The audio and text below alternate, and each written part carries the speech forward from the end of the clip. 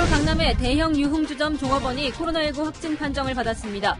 일본을 다녀온 30대 가수와 접촉한 여성입니다. 여성이 일했던 날에 해당 유흥업소에 손님 수백 명이 다녀간 것으로 알려져 이상이 걸렸습니다. 코로나19 확진 판정을 받았던 존슨 영국 총리가 상태가 악화돼 중환자실에 입원했습니다. 총리가 산소치료까지 받게 되자 영국 사회가 불안감을 감추지 못하고 있습니다. 코로나 확산 여파로 문을 닫는 식당과 술집이 늘면서 중고 주방용품 시장에 폐업한 업소들이 내답한 중고 물품이 쌓이고 있습니다. 지금 상태에서는 물건이 나가는 것보다 쌓이는 게 더 많아요. 총선에 사활을 걸고 있는 여야가 긴급 재난지원금을 더 빨리 지급하자며 설전을 벌였습니다. 청와대는 국민 전체에 대한 지급 가능성을 열어놨습니다. 정부가 자가격리자들의 이탈 방지를 위해 전자손목밴드를 활용하는 방안을 고민 중입니다. 관계부처와 관련 방안을 논의했지만 인권 침해 우려로 결론을 내지 못했습니다. 프로야구가 무관중 개막을 준비하고 있습니다. KBO는 오늘 실행위원회를 열어 이르면 다음 달 초 관중 없이 개막전을 열기로 했습니다.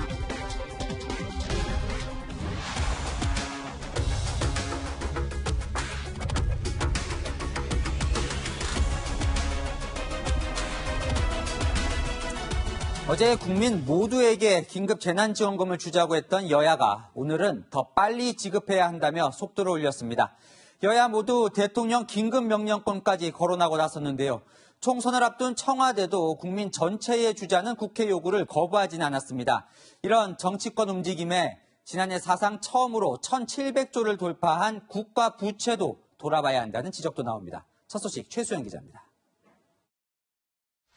더불어민주당과 미래통합당의 긴급재난지원금을 둘러싼 설전이 점입 가경입니다. 더 많이 경쟁을 하다 오늘은 더 빨리 경쟁까지 시작했습니다. 거의 1가구당 100만 원씩 준다는 이런 얘기만 하고 있습니다. 대통령의 긴급명령권을 통해 가지고서 오면은 내일이란 당장에 예산을 가져가 투입을 할 수가 있습니다. 그런데 그걸 안 해요. 대통령께 긴급재정명령 발동을 그 요청을 주저할 이유는 전혀 없습니다. 쇳불도 당김에 빼라는 말처럼 총선 이튿날인 16일부터 국회에서 논의하고 이달 중 지급하자고 맞불을 놓은 겁니다. 긴급재정명령권은 국회 소집을 기다릴 여유가 없을 때 대통령이 내리는 명령으로 법률 효력이 있어 예산 집행이 바로 가능합니다. 하지만 돈 마련 방법에서는 이견을 보입니다. 4월 16일부터 추경을 처리하고자 합니다. 가능하다면 4월 중에 지급을 마칠 수 있도록 속도를 내겠습니다. 지금 정부 입장은 추경을 해서 빚을 늘려갖고 하자는 거고 우리 입장은 기존 예산 범위 내에서 하자는 겁니다. 여당은 돈을 더 걷어서 쓰는 방안을, 야당은 기존 예산에서 항목을 바꿔 쓰는 방식을 주장하고 있습니다. 청와대는 국회와 심도 있는 논의를 거치겠다며 전 국민 지급 가능성을 열어놨습니다. 정치권은 더 많이, 더 빨리 돈풀기 경쟁을 하고 있지만 지난해 우리나라 국가부채는 사상 처음으로 1,700조 원을 돌파했습니다. 채널A 뉴스 최수연입니다. 더불어민주당은 조국 심판론에 불을 지피고 있는 김종인 미래통합당 총괄선대위원장을 향해 화력을 집중했습니다. 오늘은 민주당의 험지로 불리는 서울 강남 지역을 처음 찾았습니다. 이동훈 기자입니다. 더불어민주당이 김종인 미래통합당 총괄선대위원장을 망상에 빠진 돈키호테에 비유했습니다. 황교안 MR을 타고 박형준 시종을 앞에 데리고 대통령 탄핵이라는 이 가상의 이 풍차를 향해서 정부에 있지도 않은 사람을 심판한다며 현직에서 물러난 조국 전 장관을 심판하자는 통합당의 주장을 비판한 겁니다. 이인영 원내대표는 상대적 약세 지역인 강남 3구 지원 유세에 나섰습니다. 국난 극복을 위해 여당을 찍어달라고 호소했지만 이 지역 관심사인 종부세 감면에 대해서는 말을 아껴 민주당 후보들과 대조를 보였습니다. 종부세 재건축과 관련한 민원들을 조화를 이루고 적절한 균형을 취할 수 있는 그런 지혜를 발휘해 보겠습니다. 강남 주민들의 최대 현안은 역시 종부세 감면입니다. 종부세 감면이 합리적으로 조정되어야 한다는 것이 저희 생각이고, 강남 유권자들은 부동산 공약에 관심이 많았습니다. 개발이익 환수 조치 그것 때문에 우리는 여기 40년 이상 집 하나만 갖고 살거든요. 여기는 종부세 낮춰준다면 좋죠. 지금 종부세 때문에 진짜 스트레스 받는데 가사를 만날 때마다 종부세 때문에 미친다고. 민주당은 내일 광주를 찾아 더불어시민당과 합동 선대위를 열 예정입니다. 채널A 뉴스 이동훈입니다. 미래통합당은 조국이냐 통합당이냐 택일론을 강조했습니다. 김종인 통합당 선대위원장은 특히 청와대 출신 후보들을 청와대 돌격대라고 공격했는데요. 반면 3040 비하 발언으로 물의를 일으킨 서울 관악갑 김대호 후보는 제명 결정이 내려졌습니다. 황수연 기자입니다. 강원도를 찾은 김종인 통합당 총괄선대위원장은 민주당과 민주당 후보를 싸잡아 깎아내렸습니다. 청와대 돌격대 비슷한 사람이 20여 명이 출발하고 있습니다. 이게 완전히 거숙이에요. 거기에 조금이라도 비틀어지면 아주 가차없는 벌을 다하는 그런 정당입니다. 그러면서 오늘도 조국 전 장관을 언급했습니다. 추방을 당한 한 사람을 살려내기 위해서 못된 소리들을 많이 하고 있습니다. 자기네들의 잘못이 너무나 많기 때문에 법을 엄정하게 지키려는 사람을 갖다가 볼 수가 없다는 겁니다. 춘천 지역 후보들과 시내를 돌며 상인들의 목소리도 들었습니다. 한국이 적당히 코로나 바이러스는 넘기는지 모르지만 경제의 지옥문에 직면할 거다고 이렇게 얘기했습니다. 김 위원장은 통합당이 국회 과반을 차지하면 이튿날 문재인 정부 경제정책이 바뀔 거라며 한 표를 호소했습니다. 당 지도부가 경제심판론을 역설하며 어렵게 표를 모으고 있는 동안 일부 후보는 실언을 반복해 표를 깎아먹고 있습니다. 3040 세대 비하 발언을 했던 관악갑 김대호 후보는 지역구 후보 초청 토론회에서 나이가 들면 장애인이 된다고 말해 또 논란을 만들었습니다. 통합당은 김 후보를 제명하기로 해 관악갑에는 통합당 후보 없이 선거가 치러지게 됐습니다. 채널A 뉴스 황수연입니다. 코로나19 상황으로 넘어갑니다. 서울 강남 대형 유흥주점 종업원이 코로나19 확진 판정을 받았습니다. 앞서 확진자가 된 가수 A씨와 만나서 감염된 것으로 추정됩니다. 이 여성이 일하는 주점이 손님 수백 명이 다녀가고 다른 직원들도 있는 곳이라 또 다른 집단 감염 우려됩니다. 먼저 사공성근 기자입니다. 서울 강남구에 있는 대형 유흥주점의 문이 굳게 닫혀 있습니다. 이곳에서 일하던 30대 여성 종업원이 코로나19 확진 판정을 받으면서 휴업한 겁니다. 지난달 29일 처음 증상을 느낀 확진자 여성은 스스로 자가격리에 들어갔고 지난 2일 확진 판정을 받았습니다. 방역당국은 이 여성이 일본에 다녀온 30대 남성 A씨를 지난달 26일에 만나 감염된 것으로 보고 있습니다.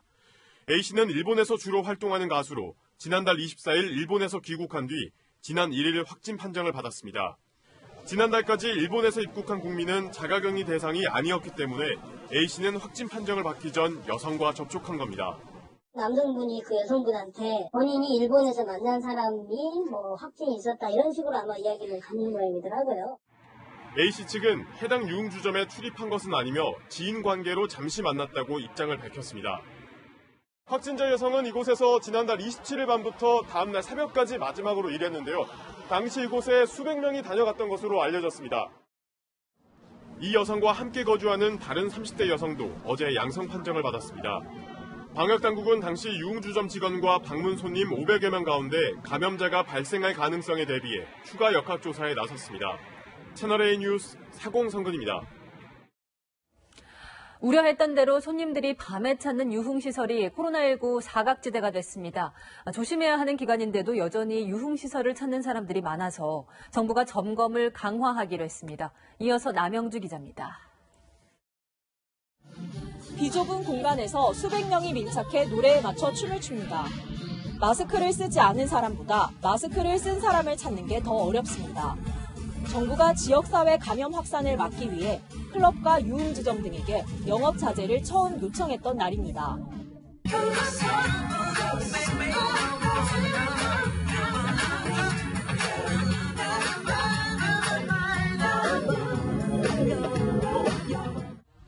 2주가 지나 사회적 거리두기 기간이 연장됐지만 여전히 남 얘기인 듯 일부 유흥시설들은 성업 중입니다.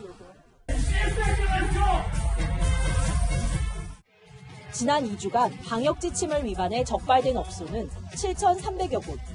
정부는 방역 사각지대로 꼽히는 클럽과 춤을 추는 유흥주점 등에 대한 집중 점검을 이번 주부터 강화하기로 했습니다. 클럽은 집단 감염의 우려가 높은 장소입니다. 젊은이들이 조용한 전파자가 되는 상황이 걱정될 수밖에 없습니다.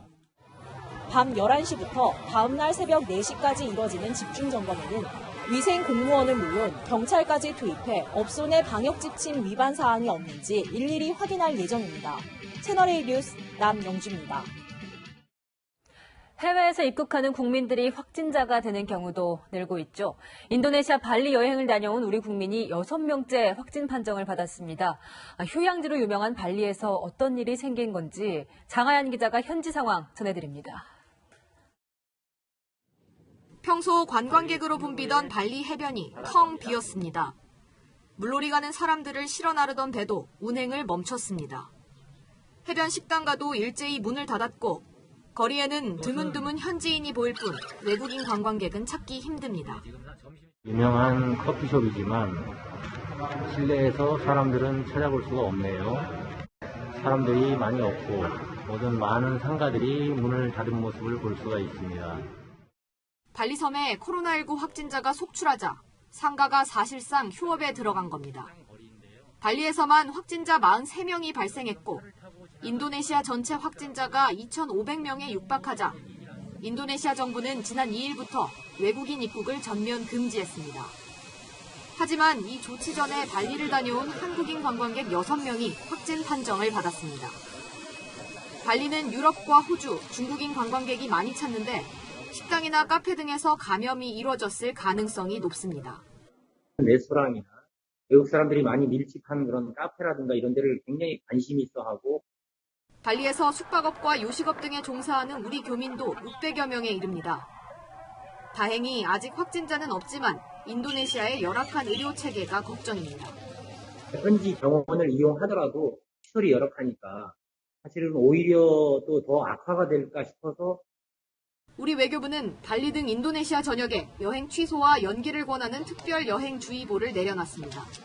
채널A 뉴스 장하연입니다. 코로나19 추가 확진자가 이틀 연속 50명을 밑돌고 있습니다. 하지만 방역당국은 긴장을 늦추면 안 된다고 말합니다. 병원 내 감염이 계속되고 있고 확진자로부터 2, 3차 감염으로 번지는 일도 여전합니다. 우현기 기자입니다. 코로나19 신규 확진자는 47명. 어제에 이어 이틀 연속 50명을 넘지 않았습니다. 정부는 긍정적 신호라면서도 확산 위험이 여전하다고 했습니다. 어제와 오늘 확진자 수치만에 기대어 긴장의 끈을 늦추게 되면 얼마 후 다시 환자의 증가를 경험할 수 있습니다. 수도권을 중심으로 환자 발생이 꾸준히 이어지고 있어서입니다. 의정부 성모병원에선 관련 누적 확진자가 50명으로 늘었습니다. 지난달 이 병원에 입원했다가 사망한 여성의 50대 막내딸이 최근 확진됐는데 앞서 노모의 임종을 지키거나 장례식에 참석한 이 여성의 언니 4명도 잇따라 확진됐습니다. 자매 5명이 감염된 겁니다. 자녀분이 총 1남 6녀시고요. 3개월에서 확진 판정을 받으신 분은 막내딸이고요. 추가 확진자가 계속 발생하자 의정부 성모병원은 그제 끝내려 했던 병원 폐쇄 조치를 무기한 연장했습니다. 이 병원에서 감염된 간병인이 이용했던 강원 철원군 사우나 관련 확진자도 9명으로 늘었습니다. 지난달 29일 60대 의정부 성모병원 간병인과 사우나에서 접촉한 60대 요양보호사가 감염됐는데 어제와 오늘 이 여성의 남편과 여성이 돌보는 80대 환자도 잇따라 확진된 겁니다. 병원발 집단 감염이 지역사회 3차 감염으로 번지면서 방역당국을 긴장시키고 있습니다. 채널A 뉴스 우현기입니다. 완치자의 혈액에서 혈장을 뽑아서 코로나19 환자에게 주입했더니 치료가 된 사례가 국내에서 나왔습니다. 마땅한 치료제가 없었던 상황이라 기대가 큽니다. 김단비 기자입니다. 코로나19에 감염된 71살 환자의 흉부 엑스레이 사진입니다. 염증으로 폐 전체가 뿌옇게 보입니다. 그런데 얼마 뒤 다시 찍은 엑스레이 사진에선 염증이 사라지고 정상 폐 모습을 되찾았습니다. 신촌 세브란스 병원 연구팀이 호흡곤란 증상을 보이는 중증 환자에게 혈장 치료를 한 뒤 달라진 모습입니다. 에이즈 치료제나 말라리아 치료제를 써도 좀처럼 호전되지 않자 새 치료법을 고안한 겁니다. 연구팀은 완치 판정을 받은 20대로부터 혈장을 채취한 뒤 환자 2명에게 12시간 간격으로 2차례 투여했습니다.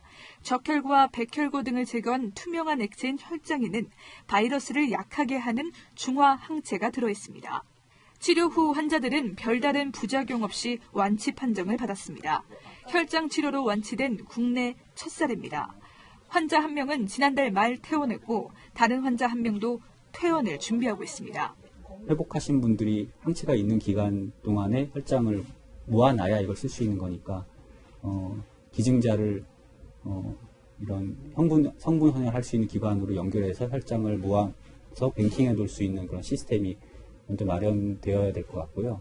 이번 성과와 관련해 방역당국은 일선 의료기관에서 혈장 치료의 효과와 결과를 취합한 뒤 조만간 치료 지침을 확정하겠다고 밝혔습니다.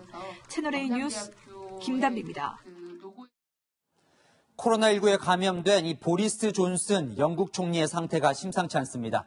병세가 악화되면서 중환자실로 옮겨져 산소 치료까지 받고 있는데요. 외무장관이 총리 직무 대행 업무를 시작했습니다. 정다은 기자입니다. 코로나19에 감염돼 자가격리 중이던 보리스 존슨 영국 총리.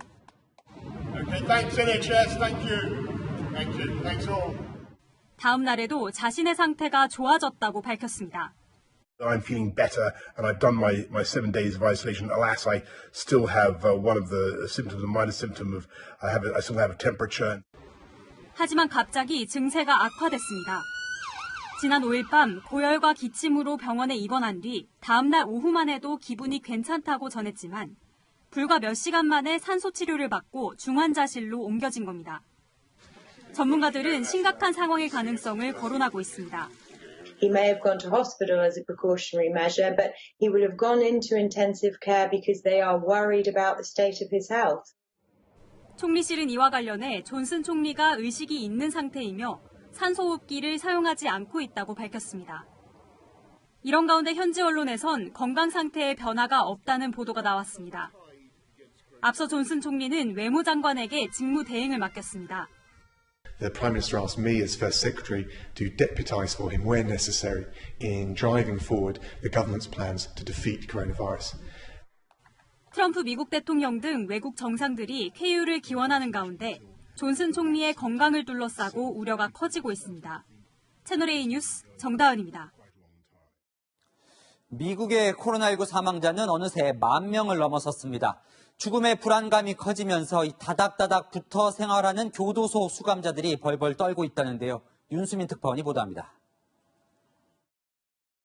미국 엘라바마현 수감자가 언론에 교도소 내부 영상을 제보했습니다.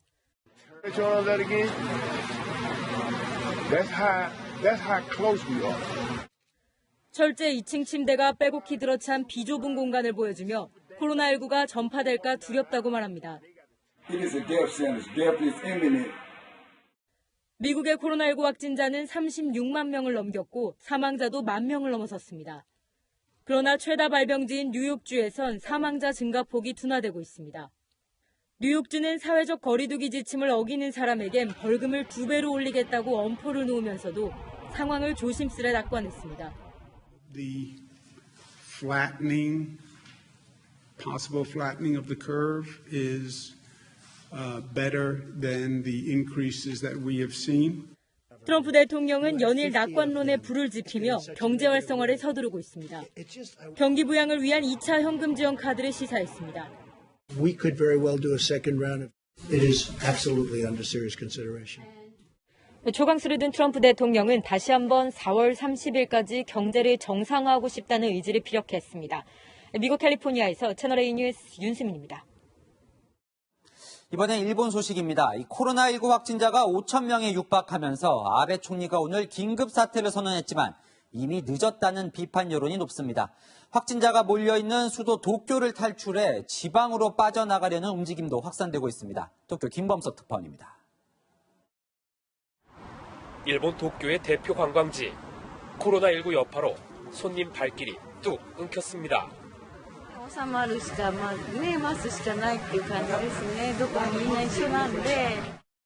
실제 코로나19 확진자가 5천 명에 육박하자 아베 총리는 긴급 사태를 선포했습니다. 선포 지역은 도쿄와 오사카 등 7곳으로 오늘부터 다음 달 6일까지 적용됩니다. 이에 따라 해당 지자체장은 음식점 영업시간 단축과 술집 등의 영업 중단을 요청할 수 있습니다. 이와 함께 아베 총리는 경제 대책도 내놨습니다. 過去にない強大な規模、GDP の2割にあたる事業規模108兆円の経済対策を実施。 수익 감소 과정과 중소사업자의 67조 원 현금 지급 등이 주요 내용입니다. 하지만 아베 정부가 아베노믹스 파탄 우려에 경제대책 마련에 치중하면서 감염 확산을 막을 적기를 놓쳤다는 지적이 나옵니다. オリンピックとの関係で恩師においてはそういう論を展開されておられるのかもしれませんけど、それは全く関係がございません。 의료 관계자들도 완전한 외출 금지 등 강력한 대책을 요구하고 있습니다. ここでしっかりとした対策を練らないと、やはりスペインやニューヨークみたいになっていく可能性は否定はできませんので。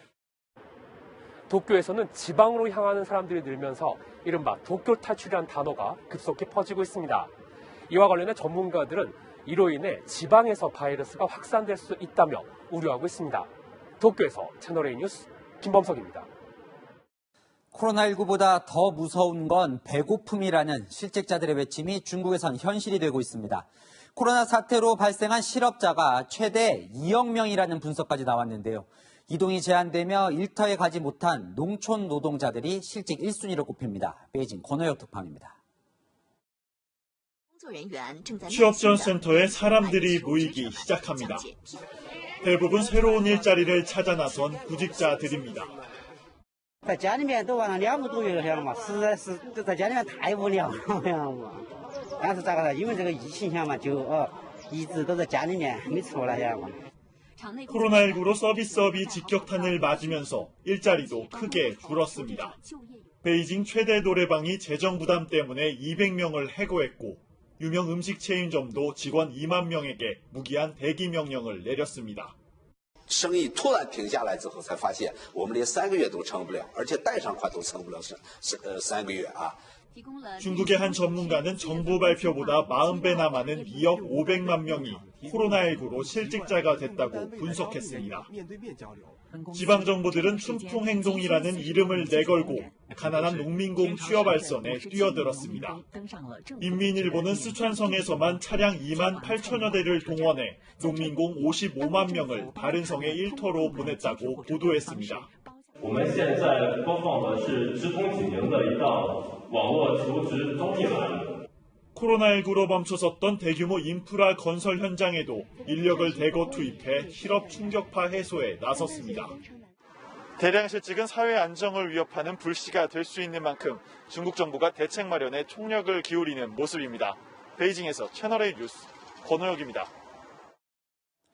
13억 인구의 4분의 1이 빈곤층인 인도도 아직 오지 않은 바이러스보다 당장 닥친 가난이 더 무서운 이들이 많습니다. 정부가 현금과 곡식을 나눠주기 시작하자 사람들이 몰려들었는데 사회적 거리 두기는 안중에도 없었습니다. 한수아 기자입니다. 고성이 오가는 가운데 사람들이 서로 앞으로 가겠다며 몸싸움을 벌입니다. 우리 돈 약 8,000원가량인 코로나19 구호금을 받겠다고 몰려든 겁니다. 구호 식량을 배급받기 위해 다닥다닥부터 줄을 서기도 합니다. बीमारी से मरना मंजूर है लेकिन भूख से मरना मंजूर नहीं है। दिन भर में कभी 1 रोटी मिल जाती, कभी 2 रोटी मिल जाती, कभी थोड़ा सा चावल मिल जाता है। इसमें कैसे गुजारा हो? 1,400명이 화장실 하나를 나눴을 정도로 열악한 빈민촌에선 사회적 거리두기 캠페인이 무의미합니다. अंदर बंद है, अपने दबाव मार रहे हैं, अपने घर पे सुरक्षित है। 인도의 코로나19 감염자는 최근 들어 무서운 속도로 늘고 있습니다. 엿새 만에 3배 이상 늘었습니다. 특히 지난달 중순 뉴델리에서 열린 이슬람 종교 집회 관련 확진자가 속출하고 있습니다. 인도 전체 감염자의 3분의 1이 여기서 발생했습니다. 다급해진 인도 정부는 봉쇄령에 이어 167년 만에 처음으로 열차 운행까지 중단했습니다. 멈춰선 열차 2만 대는 부족한 병상을 확보하기 위해 임시병원으로 배제했습니다. जो इस कोरोना संकट से सबसे ज्यादा प्रभावित है हमारे गरीब भाई बहन उन्हें 갑작스런 도시 봉쇄령으로 수십만 일용직 노동자들이 대탈출하는 혼란이 빚어지면서 지역사회 감염 우려도 커지고 있습니다. 채널A 뉴스 한수아입니다. 네, 다시 국내 소식입니다. 이 정부가 무단 이탈하는 자가격리자들에게 전자 손목밴드를 의무화하는 방안을 검토 중인데 섣불리 결정을 내리지 못하고 있습니다. 시스템은 마련돼 있지만 이 범죄자가 아닌 일반인에게 채운 전례가 없어 인권 침해라는 반발도 있습니다. 여러분은 어떻게 생각하십니까? 김철웅 기자입니다. 경기도 군포 50대 부부는 자가격리 기간 중 미술관과 복권방을 다녔습니다. 결국 확진 판정을 받았습니다. 베트남 유학생 3명은 거주지를 이탈해 5시간이나 공원을 산책하다 적발됐습니다. 이들에겐 위치 추적을 피하기 위해 휴대전화를 거주지에 뒀다는 공통점이 있습니다. 전국의 자가격리자는 46,500명, 이 중 147명이 자가격리 지침을 어겼고 75명은 사법 처리가 진행 중입니다. 하루 평균 6명 넘는 사람이 자가격리 수칙을 위반한 셈입니다. 결국 정부가 자가격리자들의 무단 이탈을 막기 위해 전자 손목밴드를 활용하는 방안을 검토 중입니다. 자가격리는 어쨌든 철저히 준수가 돼야 된다. 발생 규모 자체가 줄어들면 줄어들수록 더 의미를 크게 가지게 되기 때문에. 전자 손목밴드를 착용하면 격리 지역을 벗어날 때 경보음이 울립니다. 휴대전화와 손목밴드가 일정 거리 이상 떨어지면 방역당국에 자동으로 신고됩니다. 휴대전화를 두고 외출하는 것을 막기 위해서입니다. 해외 입국자 증가 추이를 감안하면 자가격리자가 9만 명까지 늘어날 걸로 예상되는 상황에서 특단의 대책이 필요하다는 목소리가 나옵니다. 지금은 이게 사회 공동체 전체에 큰 문제가 되는 거잖아요. 바이러스잖아요. 그러니까 이 바이러스를 우선은 퍼뜨리지 않는 게 중요한 거니까. 하지만 인권 침해에 대한 우려도 만만치 않습니다. 성범죄적으로 취급되는 것 같아서 그거는 저는 아니라고 보고 있어요. 벌금 쪽으로 더 크게, 더 금액 자체를 크게 하시는 게 맞는 것 같고. 엇갈리는 여론에 국무총리가 주재한 관계장관 회의에서도 결론을 내지 못했습니다. 채널A 뉴스 김철웅입니다. 서울 강남구에서 자가격리 지침을 어기고 출근했다가 경찰에 고발된 60대 여성 기억나십니까? 해당 회사에선 확진자가 4명이나 나왔는데 이 알고 보니 회사 대표의 거짓말 때문이었습니다. 무슨 일이 벌어진 건지 정현우 기자가 취재했습니다. 서울 강남구에서 업체를 운영하는 62살 이모 씨는 지난달 26일 코로나19 확진 판정을 받았습니다.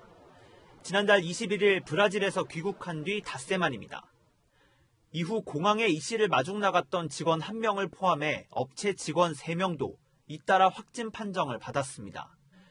이들은 서울 서초구 호텔까지 같은 차량을 타고 이동했지만 밀접 접촉자로 분류되지 않았습니다. 역학조사에서 이 씨가 접촉한 사람이 없다고 밝혔기 때문입니다. 협조를 안 해줬어요. 거부하고 전화를 안 받고 해가지고 사실 저희 직원이 매달 애를 먹었습니다. 직원들과의 접촉 사실은 이 씨가 확진 판정을 받은 뒤 강남구가 공항 CCTV를 확인하고 나서야 드러났습니다. 업체 대표 이모 씨가 묵었던 호텔입니다. 이 씨는 또 다른 호텔로 숙소를 옮기고 인근의 뷔페까지 이용했지만 방역당국엔 동선을 모두 숨겼습니다. 강남구는 업체 대표가 확진 판정을 받은 직후 다른 지자체에 직원 명단을 통보했고 전 직원이 지난달 26일부터 자가격리에 들어갔다고 밝혔습니다. 협조 안 한 걸로 고발 조치하겠다. 그래가지고 간신히 그걸 받아낸 겁니다. 넷이 다 통보를 했죠. 하지만 통보 시점을 두고도 논란이 일고 있습니다. 4월 3일날 강남으로부터 유선 통보를 받았고요. 확진자의 거짓 진술과 강남구의 안일한 대응이 집단 감염을 막지 못했다는 지적이 나옵니다. 채널A 뉴스 정현우입니다.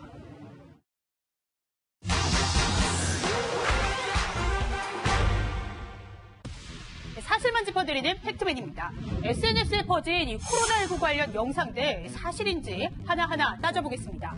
먼저 코로나19 확산세가 심각한 이탈리아 현지 상황이라며 SNS에 퍼진 영상인데요. 65세 이상 노인에게 외출 금지령이 내려졌는데 이를 어긴 노인들을 경찰이 잡아간다는 겁니다. 영상을 잠시 멈춰볼까요? 경찰 제복에 적힌 폴리스, 이탈리아 표기가 아니죠. 팩트맨이 영상 출처를 확인했는데요. 지난해 아제르바이잔에서 벌어진 반정부 시위 영상을 편집한 것이었습니다. 결국 코로나19와 관련 없는 가짜 영상 뉴스였습니다.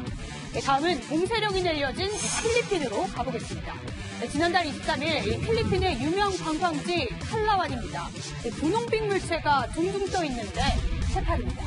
코로나19로 관광객이 줄자 사람이 떠난 바다에 해파리가 나타난 게 아니냐는 건데 팩트맨이 이 영상을 직접 촬영한 필리핀 청년에게 직접 물어봤더니 사실이 아니었습니다. 청년은 칼라완 넬리도 바다에서는 매년 여름인 4월 해파리떼가 늘 많았다며 코로나19와는 관련 없다고 밝혔습니다. 마지막으로 영국입니다.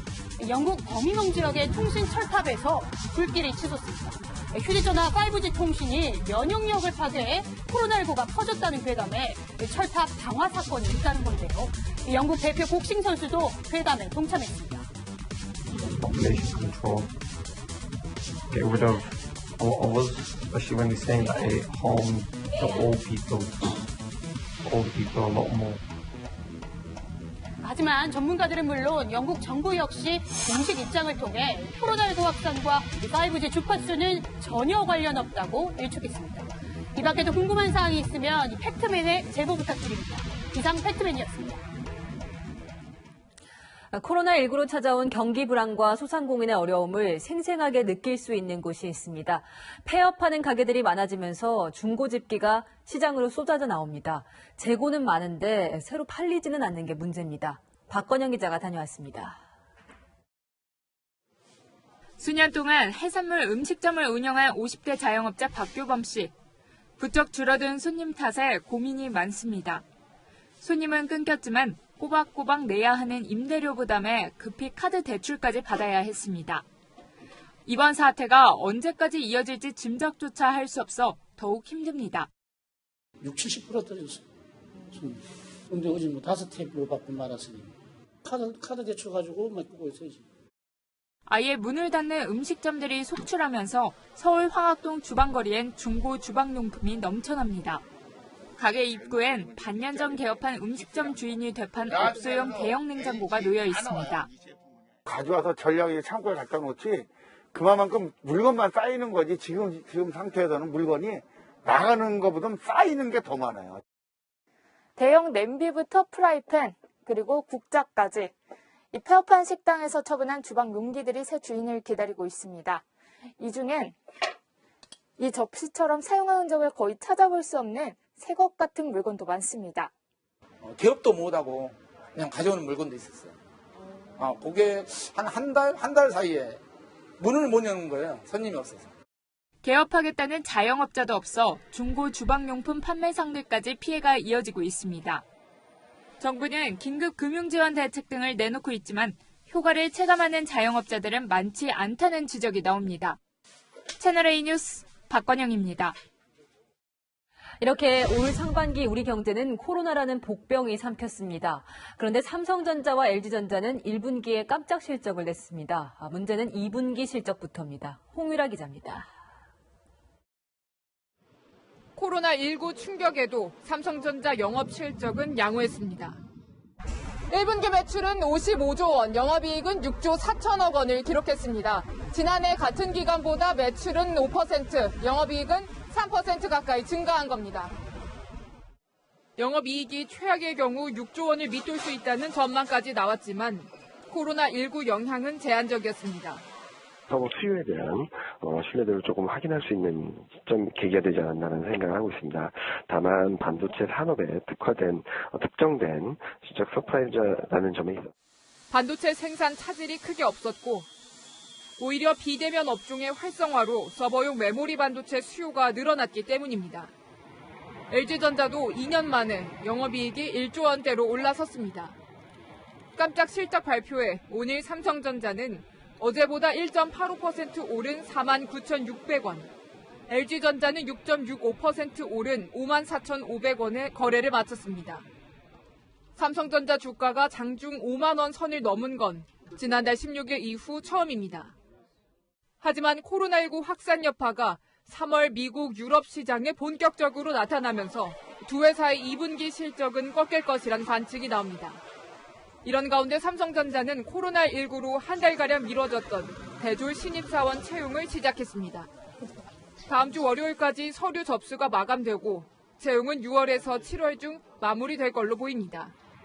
LG전자도 상반기 채용 일정을 검토 중입니다. 채널A 뉴스 홍미라입니다. 또 다른 재계 이슈죠. 최태원 SK그룹 회장과 노소영 아트센터 나비관장의 이혼 소송 첫 재판이 열렸습니다. 1조 원대 재산 분할이 최대 쟁점인데 노 관장은 재판에 나왔고 최태원 회장은 오지 않았습니다. 권솔 기자가 오늘 상황 전해드립니다. 검은 정장 차림에 스카프를 두른 노소영 아트센터 나비관장은 마스크 너머로 말 한마디 내놓지 않았습니다. 오늘 어떤 점 위주로 변론하실 건지 말씀 한마디만 부탁드립니다. 노 관장이 지난해 12월 맞소송을 낸 뒤 오늘 처음 열린 재판은 재산 분할이 최대 쟁점입니다. 초 최태원 SK그룹 회장의 이혼 소송에 반대하던 노 관장이 이혼 맞소송과 함께 재산 분할도 청구한 겁니다. 위자료 3억 원과 최태원 회장이 보유한 SK 주식회사 지분의 42.29%로 오늘 종가 기준 약 1조 원입니다. 이에 대해 현재 보유 주식 상당 부분은 상속받은 것이어서 노 관장이 기여한 게 없다며 맞서는 최태원 회장은 오늘 재판엔 나오지 않았습니다. 최 회장 측은 사회적 거리 두기가 필요한 시점임을 감안해 출석하지 않았다며 코로나19 사태가 진정되면 최대한 출석해 직접 소명할 계획이라고 밝혔습니다. 비공개로 진행된 오늘 첫 재판은 10분 만에 끝났지만 양측은 치열한 법적 공방을 예고했습니다. 채널A 뉴스 권솔입니다. 조국 전 법무부 장관 일가와 관련된 재판도 열렸습니다. 오늘은 정경심 교수의 증거인멸을 도왔다는 혐의를 받는 자산관리인이 재판을 받았는데 범죄 사실을 모두 인정했습니다. 유승진 기자입니다. 한밤중 손에 드라이버를 들고 정경심 교수의 동양대 사무실로 향하는 남성. 정 교수와 함께 컴퓨터 본체를 통째로 들고 나갑니다. 조국 전 법무부 장관 일가의 자산 관리를 맡았던 김경록 씨입니다. 검찰의 압수수색에 대비해 정 교수의 컴퓨터를 숨긴 혐의로 기소된 김 씨는 오늘 재판에서 증거 은닉 혐의를 모두 인정했습니다. 김 씨 측은 자산관리사라는 직업과 정 교수의 VIP 고객 지위를 고려해 최소한의 형을 선고해달라고 호소했습니다. 조 전 장관은 증거를 숨긴 게 아니라고 주장해왔습니다. 연구실에 출근을 할 수 없는 조건이었기 때문에 그걸 가지러 간 것입니다. 집에서 쓰려고 가져온 것이란 취지입니다, 의원님. 하지만 오늘 법정에선 김 씨가 동양대로 내려갔을 당시 검찰 수사에 대비해 증거를 은닉하고 있다는 취지의 내용이 담긴 문자 메시지를 지인에게 보낸 사실도 드러났습니다. 검찰이랑 싸워야 해서 이제 다시 올라간다. 자료를 치울 게 있어서 영주에 내려와 있다고 한 겁니다. 검찰 조사에서 김 씨는 정 교수가 자신에게 하드디스크 교체를 지시하면서 압수수색이 올 것에 대비해야 한다. 검찰에 배신을 당했다고 말했다고 진술했습니다. 범행 다 인정한다고 하셨는데 좀 신경에 좀 변화 같은 게 좀 있으신가요? 법정에서 다 말씀드렸고 꼭 참고하시면 돼요. 검찰은 김 씨가 범행을 반성하고 수사에 협조한 점을 고려해 구형하겠다고 밝혔습니다. 채널A 뉴스 유승진입니다. 군이 또 황당한 실수를 했습니다. 특전사들이 낙하산 훈련을 하다 하늘에서 소총을 떨어뜨렸습니다. 이틀째 축구장 10배 면적을 뒤지고 있는데 아직 못 찾았습니다. 최선 기자입니다. 어제 오전 10시 40분쯤 경기도 광주시 특수전 학교에서는 공수 강화 훈련이 진행됐습니다. 제13특임여단, 일명 참수부대로 불리는 최정예 부대 훈련이었는데 돌발 상황이 발생했습니다. A하사가 뛰어내릴 때 낙하산이 수송기에 걸렸고 730m 상공에서 비상낙하산을 펴는 사이 K1 소총이 아래로 떨어졌습니다. 어제 강화 훈련 중에 개인 화기가 개인 강화자의 몸으로부터 이탈이 돼서 수색을 어제 했고 오늘 또 아침에 지금 수색을 재개했습니다. 하늘에서 소총이 떨어진 지역은 축구장 10배 면적인데다 산도 2개나 끼고 있어 수색에 어려움을 겪고 있습니다. 어제 소총 뒷부분인 어깨 받침새는 찾았지만 총은 아직 발견하지 못했습니다. 군은 병력 2,300여 명과 금속 탐지기, 드론을 이용해 대대적인 수색을 벌이고 있습니다. 특전사 소총 분실은 이번이 처음이 아닙니다. 4년 전에도 같은 장소에서 고공 낙하 중 총을 잃어버린 적이 있습니다. 당시 300만 원 포상금을 내걸고 주민신고 현수막과 전단까지 뿌렸지만 끝내 못 찾았습니다. 닷새 전에는 해병대 간부가 인천 강화도에서 고속단정 출동훈련을 하다 소총을 바다에 빠뜨렸습니다. 수색을 위해 해병 원사가 물에 뛰어들었다가 숨지는 사고까지 발생했는데 총은 아직 찾지 못했습니다. 채널A 뉴스 최선입니다. 어제 부산에서 대형 컨테이너 선박과 크레인이 부딪힌 사고의 여파가 큽니다. 컨테이너를 나르는 크레인들이 크게 부서져서 피해액이 수백억 원에 달합니다. 배영진 기자입니다. 항구에 입항하던 컨테이너 선박이 크레인과 부딪히고 크레인이 엿가락처럼 힘없이 쓰러집니다. 중국을 출발해 부산 신항으로 들어오던 15만 톤급 컨테이너 선박이 5층 높이 대형 크레인과 충돌한 사고가 난 지 하루가 지났지만 현장엔 당시 흔적들이 그대로 남아있습니다. 사고가 난 선석은 운영이 전면 중단됐습니다. 피해가 크다 보니 복구가 언제 될지도 모르는 상황입니다. 선박 하역 작업을 담당하는 크레인이 큰 피해를 입었습니다. 사고 선석에 설치된 크레인 5기 중 1기는 완전히 부서졌고 또 다른 1기도 교체해야 할 정도로 훼손된 상태입니다. 크레인 1기를 설치하는데 100억 원이 넘는 데다 선석 운영이 한동안 중단되면서 손해는 수백억 원에 이를 것으로 보입니다. 한때까지는 해도 최소한 3개월 이상은 걸릴 것 같고요. 정상화되기까지는 한 4, 5개월은 걸릴 것 같습니다. 선장은 당시 술을 마신 상태는 아닌 것으로 드러났습니다. 해경은 선박이 접항 과정에서 속도를 줄이지 못했고 특히 사고 직전 굴뚝에서 검은 연기가 뿜어져 나온 점을 주목하고 있습니다. 검은 연기는 선박이 급하게 후진을 시도할 때 나오는 현상이라는 겁니다. 제가 전진 타력이 제어되지 않았다고 합니다. 제어하기 위해서는 후진을 넣어야 될 거 아닙니까? 해경은 조만간 도선사와 선박 선장을 소환해 조사할 예정입니다. 채널A 뉴스 배영진입니다.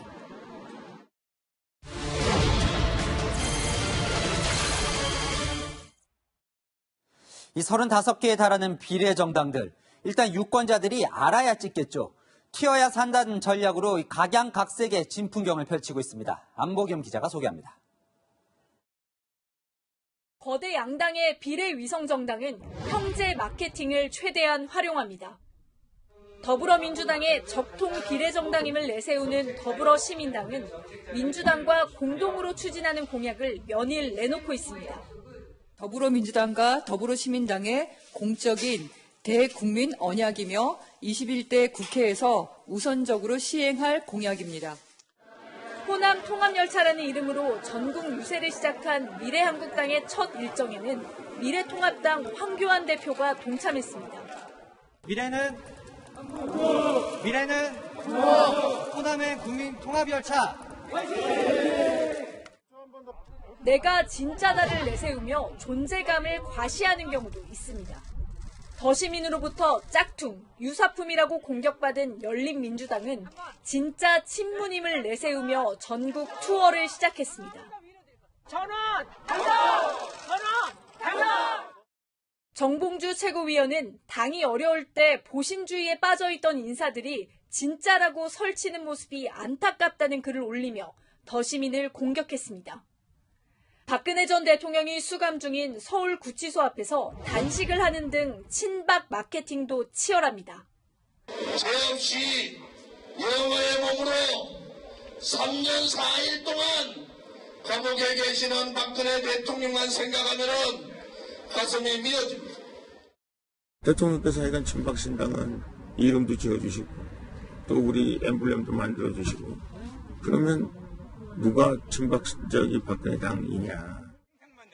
달리고 걸으며 유권자를 만나는 유세도 한창입니다. 안철수 국민의당 대표는 일주일째 하루 30km씩을 달리는 국토 종주를 이어가고 있습니다. 채널A 뉴스 안보겸입니다. 오늘 재외선거 투표율이 발표됐는데 예상대로 코로나19 사태로 여러 국가가 봉쇄되면서 역대 최저치를 기록했습니다. 그런데 이 동남아 지역만큼은 유독 투표율이 높았는데요. 그 이유를 성시온 기자가 알아봤습니다. 코로나19 사태의 여파로 21대 총선의 재외선거 투표율이 2012년 제도 도입 이후 가장 낮았습니다. 중앙선거관리위원회는 전체 재외선거 유권자 17만여 명 중 4만여 명이 투표했다고 밝혔습니다. 지난 총선 투표율의 절반 수준입니다. 8만 7천여 명은 코로나 사태로 선거 사무가 중단돼 아예 투표를 못했습니다. 하지만 일부 동남아 국가들은 코로나19에도 불구하고 지난 총선 때보다 높아진 50%가 넘는 투표율을 기록했습니다. 1000명 이상 재외선거인단이 등록된 나라들 중 캄보디아가 71%로 가장 높은 투표율을 보였습니다. 그 뒤로 싱가포르와 인도네시아, 일본과 태국, 중국과 베트남 순이었습니다.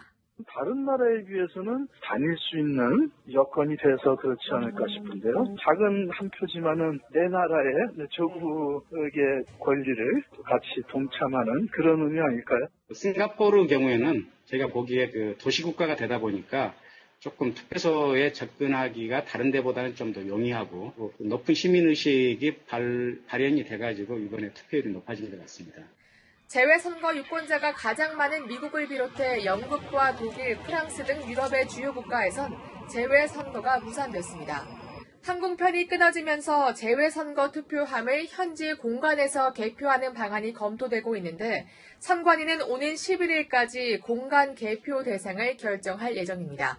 채널A 뉴스 성시온입니다. 네, 여랑야랑 시작합니다.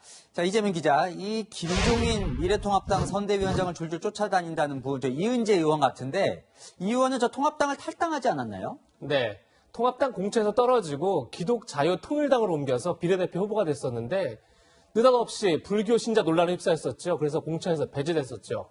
그러자 이번에는 한국경제당으로 가서 비례대표 후보이자 당 대표를 맡고 있는데 오늘 미래통합당 회의에 깜짝 등장했습니다. 이은재 의원이 오셨는데요. 누가? 이은재.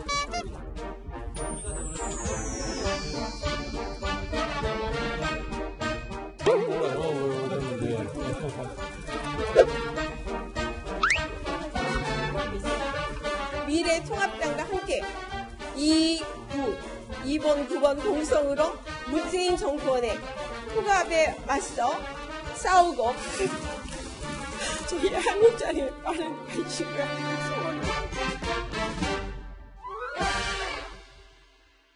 네, 저 이 의원 눈물까지 흘리는데 정확히 원하는 게 뭡니까? 예, 조금 전 2구 동성이란 그런 구호를 들으셨을 겁니다. 네. 2번은 미래통합당이고 9번은 다름 아닌 한국경제당 기호입니다. 한마디로 한국경제당도 미래한국당 같은 미래통합당의 비례정당이 되고 싶다는 얘기입니다. 네. 진보 진영에서 서자 취급을 받을지언정 열린민주당이 주목받자 한국경제당이 보수 진영의 열린민주당을 표방하고 나선 겁니다. 네, 그렇다면 이 미래한국당 입장은 상당히 난처하겠는데요? 안 그래도 우리 공화당, 친박신당 이런 보수 정당이 많다 보니까 표심이 갈릴 수 있는데 한국경제당까지 보수 표심을 공략한다면 좋을 리가 없겠죠. 네. 그런데 이런 혼선은 김종인 위원장이 자초한 측면이 있습니다. 지난주 금요일 한국경제당이 정책을 발표했는데 그 자리에 김 위원장이 참석했습니다. 보시는 것처럼 같이 기념사진도 찍었고요. 어제는 김 위원장이 서울 노원에서 지원 유세를 했는데 그 자리에 이은재 의원이 와서 친밀하게 대화하는 모습이 카메라에 잡혔습니다. 네, 이 여야 모두 적자, 서자, 위성정당 논란이 심한데 이번 선거 참 코미디 같은 일이 많이 벌어져요. 네, 이번 총선은 정말 정당은 꼼수만 부리고 유권자는 어느 때보다 혼란스러운 그런 선거가 될 것 같은데 도대체 이런 선거법을 왜 개정했는지 묻지 않을 수 없습니다. 그러게요. 참 다음 주제로 넘어가 볼게요. 이 레몬 챌린지에 문희상 국회의장이 도전을 했다는 건데 이 레몬 챌린지가 뭡니까? 네, 레몬 챌린지는 코로나19를 극복하자는 취지에서 레몬을 먹고 19만 원을 자선단체에 기부하는 그런 캠페인입니다. 아, 그렇군요. 레몬을 먹으면 우리 몸의 면역력이 좋아져서 레몬을 먹는 건데 네. 이 챌린지를 문희상 의장한테 주문한 사람이 있습니다. 그 사람 먼저 만나보시죠. 아들 정치하는데 도와주지는 못하실 망정 아빠 찬스라고 괴롭히신 저희 아버지를 지목하겠습니다. 꼭 도와주실 거죠? 전혀 도움이 안 되는 애비를 엿먹이기 위해서 레몬 먹이를 시도하는 거 아닌가. 이제 먹어요?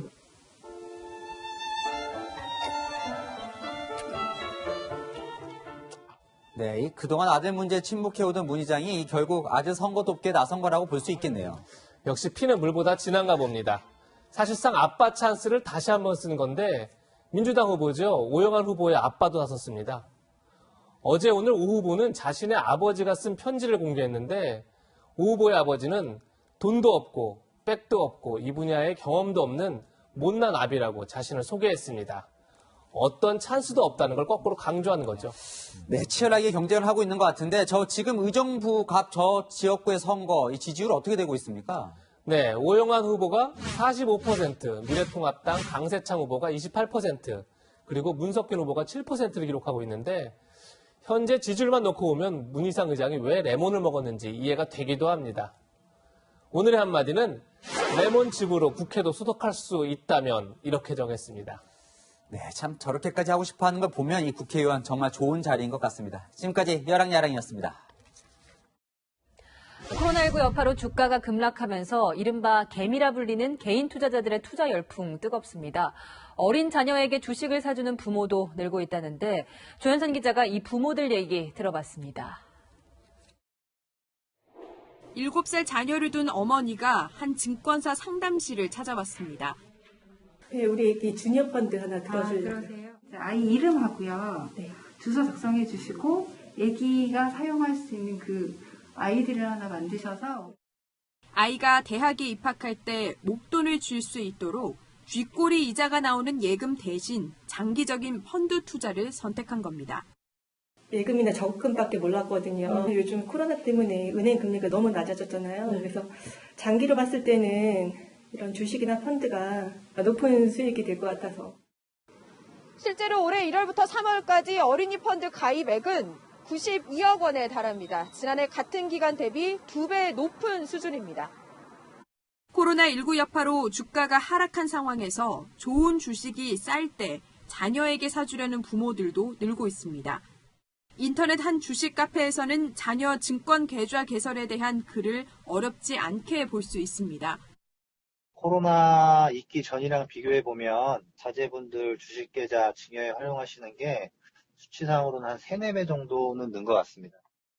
강력한 부동산 규제로 마땅한 투자처가 없는 상황에서 증여세를 내지 않는 한도만큼 주식을 사주는 겁니다. 미성년 자녀는 10년간 2천만 원, 성인 자녀는 5천만 원까지 비과세 대상입니다. 코로나19 여파로 선호하는 투자도 바뀌고 있습니다. 채널A 뉴스 조현선입니다. 학생들 온라인 개학이 불과 이틀 뒤입니다. 한 번도 해보지 않은 일이라 걱정이죠. 준비는 제대로 됐을까요? 수업을 제때 듣게 하고 평가도 해야 하는데 교육부 지침에 허술한 점이 많습니다. 신선미 기자가 살펴봤습니다.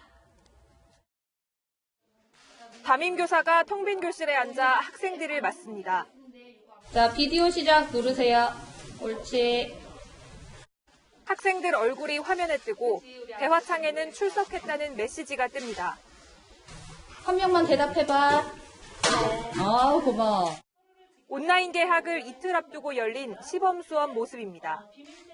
쌍방향 수업으로 진행된 만큼 실시간으로 학생들 출석 관리가 가능했습니다. 하지만 학생이 제대로 수업에 참여하는지 확인할 수 없다는 게 고민입니다. 화면을 가린 아이는 가려놓고 밑에서 사실 뭘 하는지는 모르잖아요. 근데 저희는 교사이기 때문에 아이들의 인격을 믿고 녹화된 동영상을 활용하거나 과제 수행 방식으로 수업하는 학교는 고민이 더 큽니다. 교육부는 접속 기록 등을 통해 수업일로부터 7일 이내 참여한 게 확인되면 출석을 인정하기로 했지만 교사들은 수업 준비에 출석 관리 업무까지 떠맡으면서 비상이 걸렸습니다.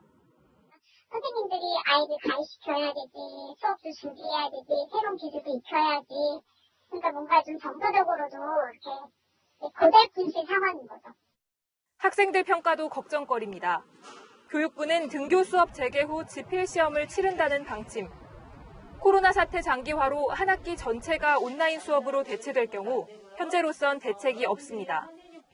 대입을 앞둔 고3의 경우 1학기 내신 성적이 중요한 만큼 추가 대책이 나와야 한다는 지적이 나오고 있습니다. 채널A 뉴스 신선미입니다.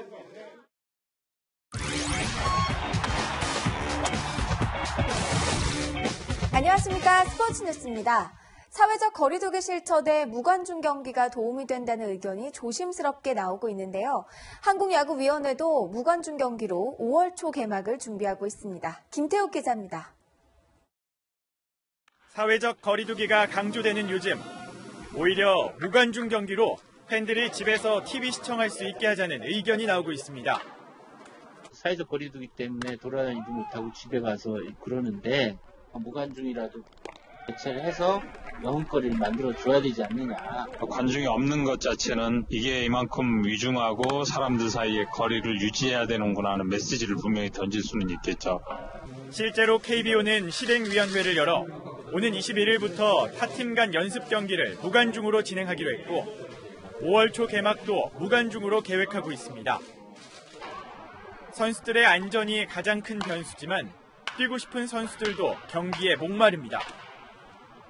물론 불안할 수도 있는데 그래도 최선적으로 마스크를 착용하게 되면은 괜찮을 것 같아요. KBO는 선수 보호를 위해 심판진의 마스크 착용을 의무화했습니다. 코를 외칠 때 등을 돌린 포수는 괜찮지만 타자에게 비말이 닿을 수 있기 때문입니다. 주심 같은 경우도 선수들과 근거리에서 있고 그리고 계속 심판 콜을 하기 때문에 마스크 착용하는 게 맞다라고 판단을 했습니다. 사회적 거리두기에 무관중 경기가 대안으로 떠오르고 있습니다. 채널A 뉴스 김태욱입니다. 도쿄올림픽 본선 진출의 주역이자 여자농구 최고의 인기 스타 김단비가 이번 달 결혼을 앞두고 있는데요. 축구대표팀 남편과 알콩달콩 사랑을 이어가고 있습니다. 이민준 기자가 만났습니다. 여자 프로농구에선 유일한 4년 연속 올스타 투표 1위. 지난 시즌 득점한 김단비. 오는 18일이면 4월에 신부가 됩니다. 수구 국가대표 유병진과 5년간 연애를 이어왔습니다. 네? 이거 공개? 벌써 공개? 제가 인스타로 공개할게요. 도쿄올림픽 출전을 감안해 작년에 잡은 날짜인데 코로나19란 복병을 만났습니다. 식장을 구하기가 이제도 좀 힘들더라고요. 이미 옮긴 분들이 많아가지고. 하와이로 계획했던 신혼여행도 취소해야 했습니다. 하지만 인생 이막에 대한 기대감은 여전합니다. 오빠 뭐해? 그냥 있지. 그냥 있어. 시청자한테 한마디만 해줘. 네, 안녕하세요. 네, 앞으로 잘 살겠습니다. 최고 인기 스타답게 팬들은 축하만큼이나 아쉬움도 쏟아냈습니다. 국민들이 좀 힘드신 와중에 저 혼자 이렇게 좋은 일을 안게 돼서 너무 죄송한 마음이 좀 있어요. 팬분들께서 좀 축하해 주셨으면 좋겠고 많은 응원해 주셨으면 좋겠습니다. 올해는 결혼, 내년은 올림픽. 김단비의 새 인생이 시작됩니다. 채널A 뉴스 이민준입니다. 벌써 열흘 가까이 비 소식이 없습니다. 다음 주 후반까지는 이처럼 메마른 날씨가 계속될 전망입니다. 내일과 모레는 낮에도 다소 쌀쌀하다고 느껴질 수 있습니다. 바로 바람 때문인데요. 우리나라에 차가운 공기가 유입되면서 강한 바람이 불어와 체감온도를 떨어뜨릴 것으로 예상하고 있습니다. 내일 아침 기온은 서울이 4도, 철원은 영하 1도로 출발하면서 일부 중부 지역은 영하권으로 내려가고요. 한낮에는 전국이 15도 안팎까지 오르지만 앞서 전해드렸던 것처럼 바람이 강하게 불어서 체감 기온은 낮겠습니다. 내일 전국의 미세먼지 농도 전반적으로 양호해서요. 보통 수준 유지하겠습니다. 남해안은 오늘 또 서해안은 내일부터 바닷물의 높이가 높은 기간입니다. 만조시에는 해안가에서 저지대 침수 피해 없도록 유의가 필요합니다. 남은 한 주도 일교차 큰 날씨는 계속될 전망입니다. 날씨였습니다. 지난달 대전에서 뺑소니 사고로 숨진 20살 청년은 올해 대학에 붙은 신입생이었습니다. 코로나19 때문에 입학식이 미뤄진 사이 미리 생활비를 벌려고 배달 운전을 하다 사고를 당한 겁니다. 작년 기준 대학생들의 평균 등록금은 620만 원입니다. 갓 교복을 벗은 청년들이 위험한 아르바이트를 해야 할 정도로 대학 교육은 비쌉니다. 부실한 온라인 계약에 화가 난 대학생들이 오늘 모였습니다. 거주지를 구하지 못하거나 불필요한 월세를 지출하는 등의 주거불안 문제가 발생하고 학교에 가지도 않는데 이게 언제 개학할지 몰라 하숙비를 계속내며 생활비에 허덕이는 20살 대학생들. 긴급 재난지원금은 이런 학생들에게 잘 전달되면 좋겠습니다. 내일도 뉴스데이입니다.